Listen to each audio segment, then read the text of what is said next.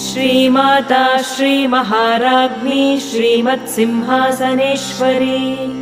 चिदग्निकुण्डसम्भूता देवकार्यसमुद्यता उद्यद्भानुसहस्राभा चतुर्बाहुसमन्विता रागस्वरूपपाषाढ्या क्रोधाकाराङ्कुशोज्ज्वला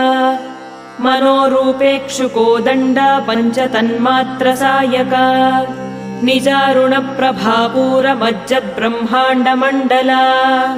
चम्पकाशोकपुन्नागसौगन्धिकलसत्कचा कुरुविन्दमणिश्रेणी कनत्कोटीरमण्डिता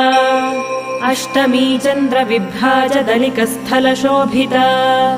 मुखचन्द्रकलङ्काभमृगनाभिविशेषका वदनस्मरमाङ्गल्यगृहतोरणचिल्लिका वक्त्रलक्ष्मीपरीवाहचलन्मीनाभलोचना